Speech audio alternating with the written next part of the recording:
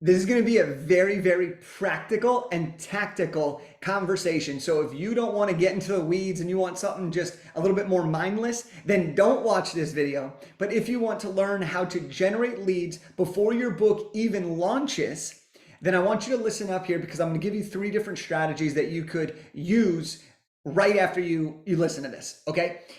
And each one of these I have tried for myself as a 4-time best-selling author, and I've shared with others, dozens and dozens of others who have gone on to write, publish, and launch their own nonfiction book to grow their business and make an impact. Now, the first way you can generate leads before your book launch, and I'll throw a caveat on there, this isn't an exhaustive list. These are just 3 that I want you to take action on and choose one and go for it if you are in the process of writing your book. The first one is create a challenge.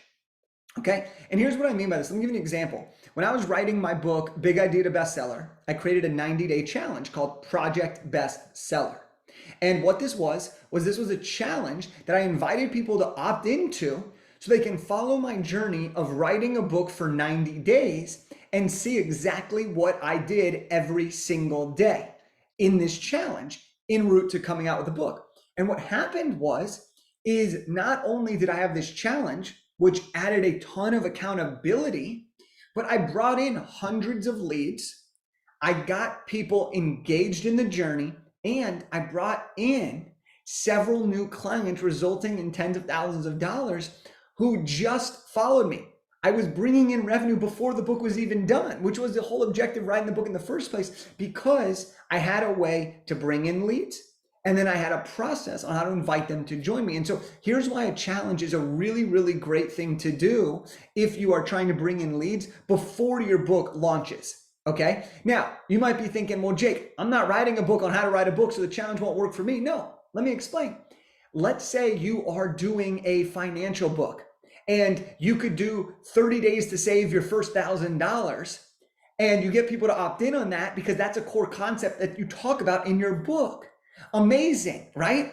If you are talking about a book on short-term rentals, you could run a challenge that is a 5 or 7 day challenge around finding your first short-term rental. And that's a basis of what your book will teach. So it gets people to know about the book, but it also gives them a chance to actually get a result and to be part of your community. This is a great, great thing. So one, why a challenge is so great is you get to invite people in from the get-go. 2 is you get to add so much accountability, because everyone who comes into your challenge will know that it's part of your book and that you're writing this book. And so now you have that accountability to execute. Next is it forces you to talk about your book or talk about a key topic within the book. And lastly is it gets people interested. Look, you don't have to wait until your book's out to start telling people about your book. That's one of the big mistakes that I see. Instead, create this challenge, talk about your book, get people excited about it. If you noticed, when you're doing that, you're not just saying, buy my book, buy my book, buy my book, buy my book. You're saying, hey, we got something that I talk about in my book, and I'd love to show you this challenge that we're going to do that will cover a core concept in the book. Now you're getting people invited, you're getting people excited, you're getting people interested, and then you can also make an offer within the challenge. All right, because that's how you start to convert people. Because guess what? If people opt in for a challenge that's about the topic around your book, they're likely somebody who wants to work with you. So they join the challenge. Now they're going to get the book. Now all of a sudden they're your biggest fans. They're your biggest supporters. They're like, oh my gosh, I have to work with you. So a challenge can be very, very effective to generate leads before your book launch and give you a way to talk about it more. Number 2 is do podcast appearances. Okay. This is a great way to generate leads before your book comes out. All right. You do not need to wait till the book is done to be on shows. All right. I encourage people to use their book topic and their topics covered in the book, their best core concepts, their methodology. Use those to pitch yourself to be on someone else's show. So for example, when I was writing Big Idea to Bestseller, what I did was I pitched people to be on their podcast in lieu and excitement of my book coming out. And so what that did was I was able to bring in leads and generate awareness and eyeballs about me before the book came out. And then once the book came out, I was able to convert those people because they now had been warmed up to my audience. Now, here's what's really cool about this. For a lot of people that listen to this, the hosts of the podcasts, or I'm going to add even a bonus one right now. If you have a podcast, the people you invite to be on your show are often the people you want to work with. And so if they are the people that you want to work with, you can film and record this in advance of your book coming out, or you can film it and record it in advance, but then have it be released on launch day. But the key thing here is now you're getting in front of the right people who you want to promote your book, ultimately to buy your book and ultimately to work with you. You're building relationships with them in a very intimate setting before your book's even done. So get on podcasts and invite people onto your show. That way you can talk about your book, you can tell people where to go, you can have them sign up for something in advance of the book. Like, that is a huge way to generate leads before the book is even out. And this is really, really beneficial depending on the time frame that you have for your book, okay? Because there are some people who will only interview you once, so you want to make sure you time it the best. And so for some people, that's before the launch to get them hyped. For some people, that's to record it before and build relationships with those hosts so that they'll release it on launch day. There's a lot of different ways to go about doing that. And then the third way that you can generate leads before your book launch, and this gets me so excited because I wish more people did this, okay? I wish more people did this, and that's this. And you're gonna be like, Jake, this is the simplest one. Post book content on social media. That's it. That's how you're gonna generate leads before your book comes out.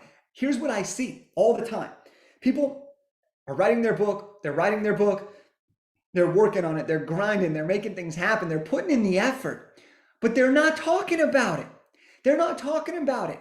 And how can you get somebody to be a lead if you don't talk about your book? How can you get someone to want more information if you don't tell them that the book is coming out? Now, for some people, there are reasons why you may or may not do this, but for most people,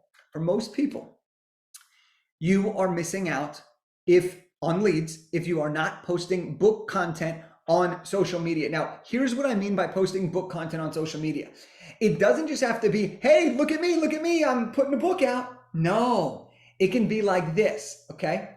Let's say you're a fitness person and you have a specific workout plan that you like for whatever it is, okay? And you say, let's say there are 3 tips to fat loss, all right? I'm just giving a super, super generic example here. But let's say it's 3 tips to fat loss. You could be like, I'm gonna talk to you about the 3 tips to fat loss, and I go much deeper into this in my book, but for now, here's the 3 tips. What you're doing is you're planting the seed that your book is coming. So now people are starting to say, whoa, they have a book?